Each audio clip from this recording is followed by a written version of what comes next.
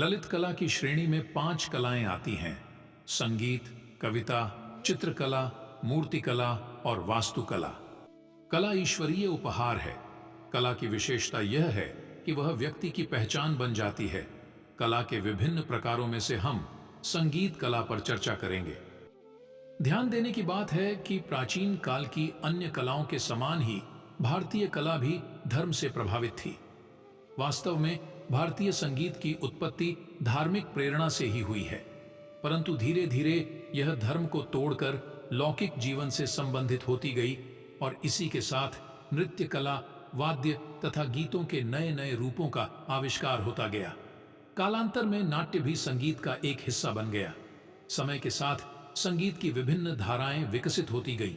नए नए राग, नए नए वाद्य यंत्र और नए नए कलाकार उत्पन्न होते गए। भारतीय संगीत जगत अनेक महान विभूतियों के योगदानों के परिणाम स्वरूप ही इतना विशाल रूप धारण कर सका है। संगीत क्या है? इस प्रश्न का उत्तर भारतीय संगीतकारों ने विविध रूप से देने का प्रयास किया है। संगीत रत्नाकर के अनुसार गीतम वाद्य तथा नृत्य त्रयम संगीतमुच्यते, अर्थात गीत, वाद्य और नृत्य, इन तीनों का समुच्चय ही संगीत है। परंतु भारतीय संगीत का अध्ययन करने पर यह आभास होता है कि इन तीनों में गीत की ही प्रधानता रही है तथा वाद्य और नृत्य गीत के अनुगामी रहे हैं।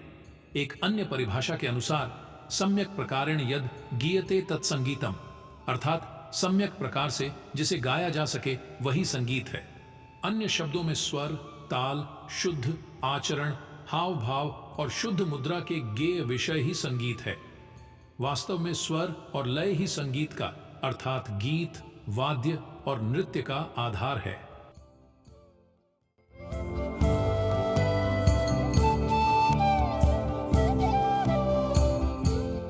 संगीत वह ललित कला है जिसमें स्वर और लय के द्वारा हम अपने भावों को प्रकट करते हैं।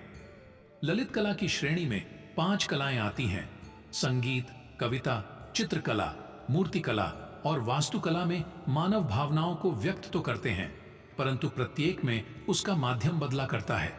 अगर रंग, पेंसिल, कागज आदि के द्वारा भावों को व्यक्त करते हैं तो चित्रकला की रचना होती है।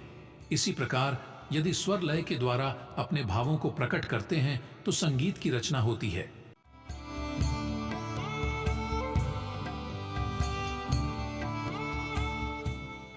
ललित कलाओं में संगीत को सर्वश्रेष्ठ माना गया है। इस प्रकार संगीत समस्त कलाओं में सर्वश्रेष्ठ हुआ। संगीत का संबंध देवी देवताओं से भी जोड़ा गया है। दंत कथा है कि सर्वप्रथम ब्रह्मा ने सरस्वती देवी को और सरस्वती ने नारद को संगीत की शिक्षा दी। इसके बाद नारद ने भरत को और भरत ने नाट्य शास्त्र द्वारा जन साधारण में संगीत का प्रचार किया। संगीत की उत्पत्ति में इस प्रकार की मुख्य 7 किंवदंतियां प्रसिद्ध हैं। प्राचीन काल में इन किंवदंतियों का महत्व शायद रहा भी हो, किंतु आज के वैज्ञानिक युग में इनका विशेष महत्व नहीं है। संगीत शब्द गीत शब्द में सम उपसर्ग लगाकर बना है। सम यानी सहित और गीत यानी गान। गान के सहित अर्थात अंगभूत क्रियाओं, नृत्य व वादन के साथ किया हुआ कार्य संगीत कहलाता है।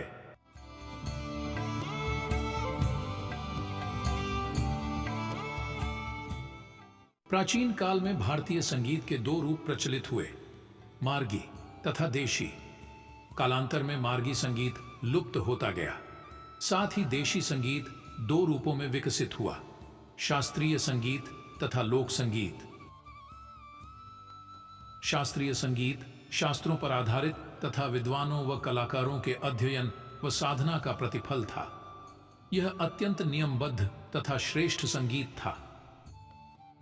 लोक संगीत काल और स्थान के अनुरूप प्रकृति के स्वच्छंद वातावरण में स्वाभाविक रूप से पलता हुआ विकसित होता रहा, अतः यह अधिक विविधतापूर्ण तथा हल्का फुल्का व चित्ताकर्षक है।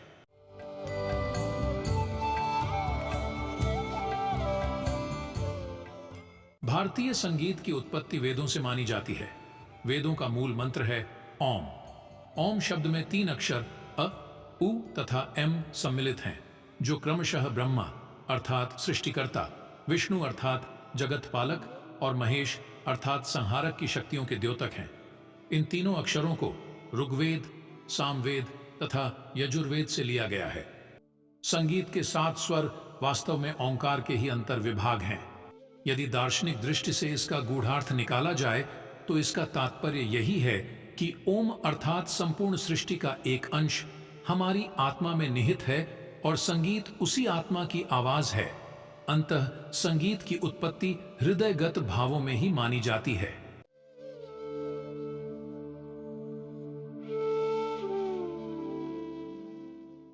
प्रत्येक कला के मुख्य 2 रूप होते हैं, क्रिया और शास्त्र। क्रिया के अंतर्गत उसकी साधना विधि और शास्त्र के अंतर्गत उसका इतिहास, परिभाषिक शब्दों की व्याख्या आदि आती है। संगीत के भी 2 रूप हैं। क्रियात्मक रूप। संगीत का क्रियात्मक रूप वह है जिसे हम कानों द्वारा सुनते हैं अथवा नेत्रों द्वारा देखते हैं। दूसरे शब्दों में क्रियात्मक संगीत में गाना, बजाना और नाचना आता है।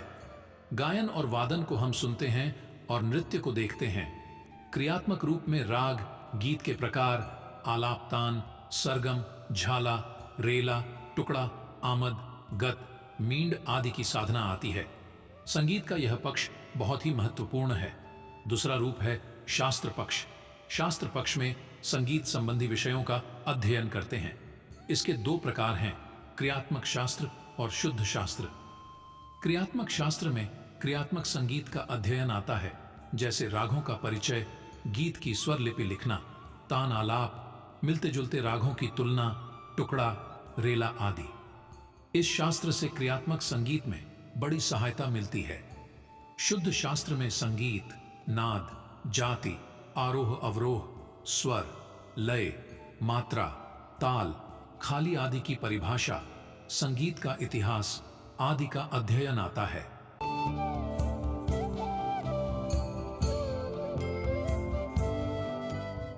भारतवर्ष में मुख्य रूप से 2 प्रकार का संगीत प्रचार में है, जिन्हें संगीत की पद्धति कहते हैं। उनके नाम हैं उत्तरी अथवा हिंदुस्तानी संगीत पद्धति और दक्षिणी अथवा कर्नाटक संगीत पद्धति। उत्तरी संगीत पद्धति को हिंदुस्तानी संगीत पद्धति भी कहते हैं। यह पद्धति उत्तरी हिंदुस्तान में बंगाल, बिहार, उड़ीसा, उत्तर प्रदेश, हरियाणा, पंजाब, गुजरात, जम्मू कश्मीर तथा महाराष्ट्र प्रांतों में प्रचलित हैं। दक्षिणी संगीत पद्धति को कर्नाटक संगीत पद्धति भी कहते हैं। यह तमिलनाडु, मैसूर, आंध्र प्रदेश आदि दक्षिण के प्रदेशों में प्रचलित हैं। ये दोनों पद्धतियां अलग होते हुए भी इनमें बहुत कुछ समानताएं हैं।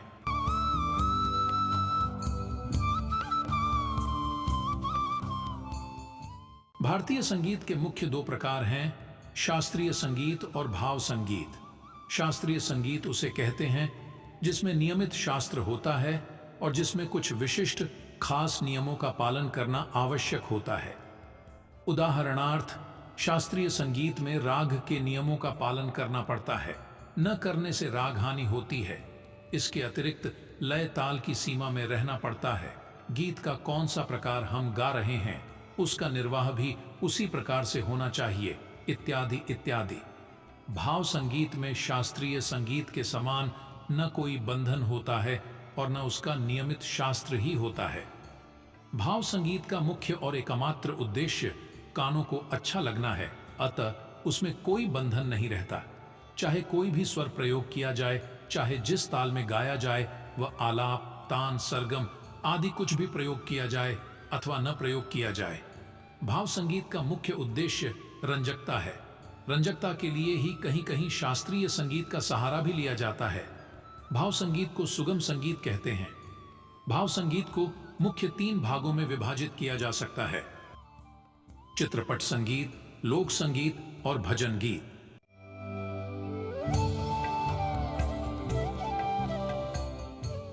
व्यापक अर्थ में जिस किसी गीत का प्रयोग चित्रपट, सिनेमा में हुआ हो, उसे चित्रपट संगीत कहते हैं। बैजू बावरा का आज गावत मन मेरो तथा झनक झनक पायल बाजे का गिरधर गोपाल, दोनों की शैली शास्त्रीय होते हुए भी ये चित्रपट गीत हैं। क्योंकि इनका प्रयोग चित्रपट में हो चुका है। साधारण फिल्मी गीतों की कुछ निजी विशेषताएं होती हैं, जो कि इस प्रकार हैं: भावानुकूल गीत और आकर्षक रचना, विभिन्न वाद्यों का प्रयोग, श्रृंगार रस के हृदय स्पर्शी शब्द, सुरीले और आकर्षक कंठों के द्वारा गाया जाना, ध्वनिबद्ध रिकॉर्ड करने के पूर्व ठीक प्रकार से जांचना। जिन गीतों में ये विशेषताएं हों और जिनका प्रयोग चित्रपट में हुआ हो, वे फिल्मी गीत कहलाते हैं। इन्हीं सब विशेषताओं के कारण साधारण जनता फिल्मी गीतों की ओर अधिक आकर्षित होती है।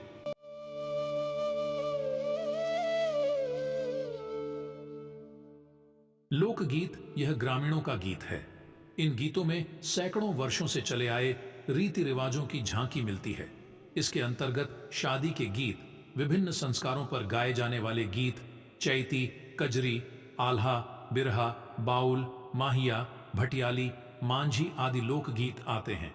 इन गीतों को सुनते ही साधारण व्यक्ति ताली देने लगते हैं। इसलिए लोकगीतों के साथ ढोलक बजाई जाती है। भजन गीत, इसमें शास्त्रीय संगीत की तरह बंधन नहीं रहता। जिन गीतों में ईश्वर का गुणगान या उनसे प्रार्थना की जाती है, उन्हें भजन, और जिन कविताओं को स्वर तालबद्ध करके गाते हैं, उन्हें गीत कहते हैं। राग ताल नियमों से स्वतंत्र, आकर्षक रचनाएं, भावानुकूल शब्दों द्वारा गीत रचना आदि इनकी विशेषताएं होती हैं। अधिकतर ये दादरा और कहरवा ताल में होते हैं। इनमें और चित्रपट गीतों में मुख्य अंतर यह है कि इनकी तुलना में चित्रपट गीतों की रचना बहुत चलती फिरती और शब्द सस्ते ढंग के होते हैं। संगीत से संबंधित कुछ मूलभूत तथ्यों को जानकर ही संगीत की बारीकियों को समझा जा सकता है। ध्वनि, स्वर, लय, ताल आदि इसके अंतर्गत आते हैं। स्वर ध्वनियों में हम प्राय दो भेद रखते हैं, जिनमें से एक को स्वर और दूसरे को कोलाहल या रव कहते हैं। कुछ लोग बातचीत की ध्वनि को भी एक भेद मानते हैं। साधारण जब कोई ध्वनि नियमित और आवर्त कंपनों से मिलकर उत्पन्न होती है तो उसे स्वर कहते हैं। इसके विपरीत जब कंपन अनियमित तथा पेचीदे या मिश्रित हों तो उस ध्वनि को कोलाहल कहते हैं। बोलचाल की भाषा की ध्वनि को स्वर और कोलाहल के बीच की श्रेणी में रखा जाता है। संक्षेप में यह समझिए कि नियमित आंदोलन संख्यावली ध्वनि स्वर कहलाती है। यही ध्वनि संगीत के काम में आती है, जो कानों को मधुर लगती है तथा चित्त को प्रसन्न करती है। इस ध्वनि को संगीत की भाषा में नाद कहते हैं। इस आधार पर संगीतोपयोगी नाद स्वर कहलाता है। भारतीय संगीतज्ञों ने एक स्वर ध्वनि से उससे दुगुनी ध्वनि तक के क्षेत्र में ऐसे संगीतोपयोगी नाद 22 माने हैं, जिन्हें श्रुतियां कहा गया है। ध्वनि की प्रारंभिक अवस्था श्रुति और उसका अनुरणात्मक गुंजित स्वर कहलाता है। दर्शक मित्रों, इस प्रस्तुति में आज इतना ही। जय गुरुदेव।